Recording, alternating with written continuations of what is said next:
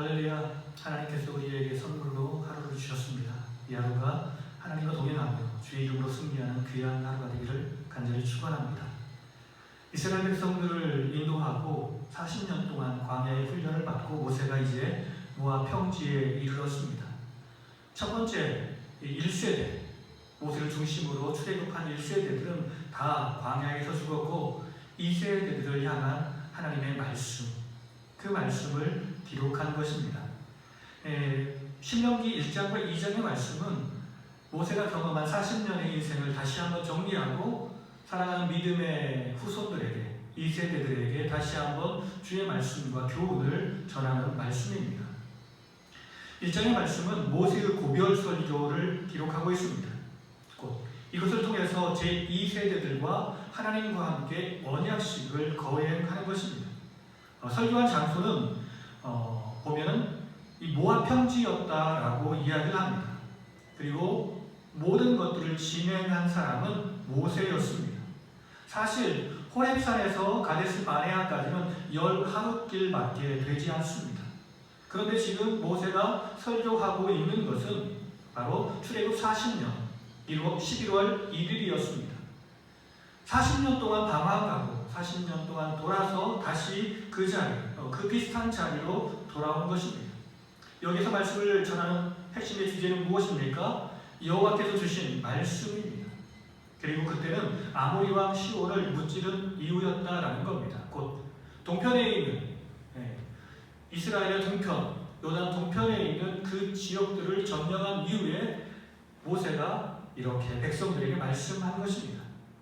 회상의 말씀드립니다. 첫 번째 회상은 여호와께서 호렙산에서 내리신 가나안 정복 명령입니다. 아모리 족속이 살고 있는 그 땅, 그 가나안 땅으로 들어가서 하나님의 이름으로 그 땅을 정복하라고 말씀하셨습니다. 10주에게 약속한 가나안 땅에 들어가 그 땅을 취하라라고 말씀합니다. 그리고 두 번째 회상하는 것은 이스라엘의 행정 및 사법 조직 정비를 회고하고 있습니다. 이스라엘 백성들의 지도자가 모세였는데 모세가 작은 일부터 큰 일까지 다 감당하다 보니까 너무나 많은 시간이 걸렸습니다. 그래서 모세의 장인 이드로가 훌륭한 사람들을 리더로 선택해서 그 사람들에게 재판을 할 수 있게 합니다. 천부장을 세우고 백부장을 세우고 50부장을 세우고 10부장을 세우고 패장을 세웠습니다. 선출된 두 명이 공정하게 재판을 담당하게 될 것입니다. 그리고 세 번째 이야기는 가데스 바네아에서 있었던 반역 사건입니다. 정탐꾼을 보내서 하나님께서 예비하신 그 땅의 아름다움을 보고 오라고 했는데 그 땅은 좋았지만 그럼에도 불구하고 그 사는 사람들이 강하기 때문에 들어갈 수 없다라고 사람들이 불신의 말을 내뱉기 시작했습니다. 백성들의 불신으로 말미암아 하나님께서 이 사람들을 심판하셨습니다. 이스라엘 백성들을 인도하신 여호와 하나님은 그들을 불기둥으로 그리고 구름 기둥으로 인도하신 능력의 하나님이었는데 그들은 그런 하나님을 믿지 못한 것입니다. 그럼에도 불구하고 이스라엘 백성들이 가나안 땅을 정복하기 위해서 군사를 이끌고 들어갔지만 하나님의 뜻에 따라서 이스라엘들은 패배를 겪게 되었습니다. 하나님께서 말씀하십니다. 1세대는 가나안 땅에 들어가지 못합니다. 단 믿음의 고백을 한 여호수아와 갈렙은 제외이다라고 말씀합니다. 2세대가 가나안 땅에 들어가 그 땅을 차지하리라라고 말씀하였습니다. 이제 2장의 말씀입니다. 2장의 말씀도 1장과 같이 고별 설교에 대한 이야기인데요. 이제 38년 동안 광야의 삶을 기록한 것입니다. 38년 동안 방랑의 세월을 마치고 이제 여호와께서 가나안 땅에 들어갈 때가 됐다라고 말씀하시며 북진의 명령을 하셨습니다. 에돔 땅을 통과해야 되는데 에돔은 이스라엘 백성들과 친족이 되기 때문에 그 땅을 그냥 우회로 통과해야 된다라고 말씀하고 있습니다. 그래서 그 땅에 에돔 땅을 통과하려면 양식과 물을 사 먹으라. 그리고 이스라엘이 에돔 땅을 우회하여서 모압 광야길로 북진했다라고 이야기합니다. 그리고 모압 땅도 이렇게 통과하면 좋을 텐데 모압 땅도 롯의 후손이기 때문에 그 땅도 함부로 점령하지 못하고 우회 통과하라고 이렇게 말씀하셨습니다. 여호와의 지시에 따라서 세례 시내를 건너갔고 가데스 바네아에서 1차 집결한 일에 세례 시내를 건너기까지 약 38년의 시간이 지났습니다. 세례 시내를 건너기 전에 가데스 바네아의 반역 사건으로 말미암아 출애굽의 1세대는 다 죽게 되었다는 것을 강조합니다. 세 번째 지나가는 땅은 암몬 땅이었습니다. 암몬 땅 역시 롯의 후손의 땅이었기 때문에 그 땅을 점령하지 말라라고 말씀하셨습니다. 여호와께서 아르논 강을 건너매 지음하여서 훗날 형제 족속의 하나인 암몬 족속의 땅을 침입하지 말라라고 말씀하십니다.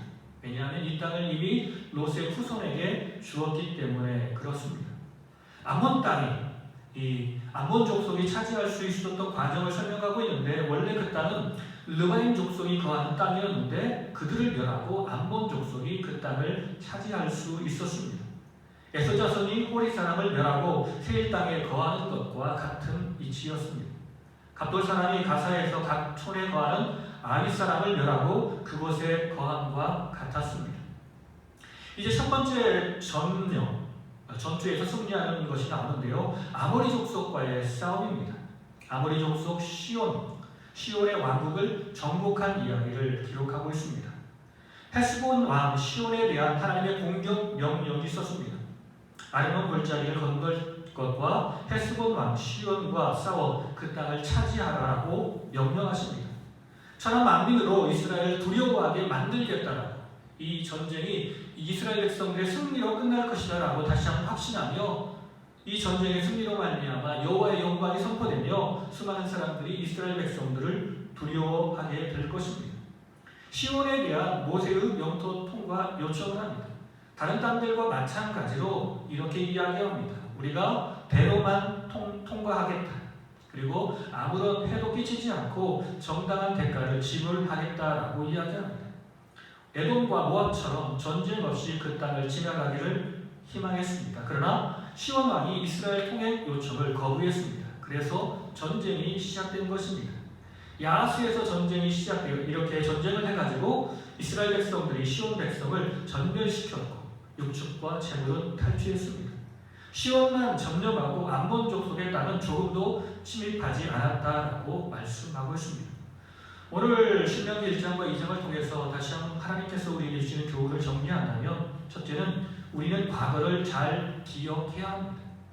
하나님께서 우리에게 베풀어 주셨던 그 은혜, 그리고 내가 하나님 앞에 지었던 모든 죄악들을 다시 한번 기억하는 것이 중요합니다. 그래서 감사할 것은 감사하고, 그리고 부족하고 약한 것들은 날마다 회개하고 성장할 수 있는 계기로 삼아야 합니다. 그리고 두 번째는 전쟁의 승패는 오직 여호와의 말씀에 순종하는, 그렇지 않느냐에 달려 있습니다. 말씀에 순종하는 자는 승리할 것이고, 말씀에 순종하지 않는 자는 철저하게 하나님의 심판으로 말미암아 돌고 도는 인생을 살게 될 것입니다. 세 번째는 하나님께서 형제들과 싸우지 않고 화해해서 합력하여 하나님의 나라를 이루기를 원하시는 것입니다. 이스라엘 백성들의 주변 국가가 여러 국가가 있지만 그럼에도 불구하고 주변 국가들 중에 형제들 국가들, 이 롯의 후손들 그리고 에서의 후손들과는 싸우지 말라라고 말씀하는 것입니다. 그리고 마지막 말씀은 악은 하나도 남김없이 다 물리쳐야 합니다. 그렇습니다. 적군을 점령함에 있어서 그들이 불쌍하다라고 내버려두면 그들의 악이 우리의 삶을 지배할 수 있는 것입니다. 그러므로 항상 우리의 전쟁은 선과 악의 전쟁임을 기억하며 악을 말씀으로 물리치고 주의 능력으로 물리쳐서 오직 하나님의 거룩함과 능력만 선포하는 주의 백성의 삶이 되기를 간절히 축원합니다. 같이 기도하시겠습니다. 사랑이 많으신 하나님 감사합니다. 우리의 삶을 지금까지 잘 인도해 주시니 참으로 감사합니다. 우리가 항상 과거를 돌아보며 오늘을 보게 하시며 미래를 볼 수 있는 눈을 허락하여 주옵소서. 수많은 사람이 주를 향하여 불신의 태도를 보인다 해도 그들과 함께하지 않게 하시고 오직 순종하는 사람들의 본을 따라 날마다 주의 말씀에 순종하며 살게 하옵소서. 살아계신 예수님의 이름으로 감사하며 기도드립니다. 아멘.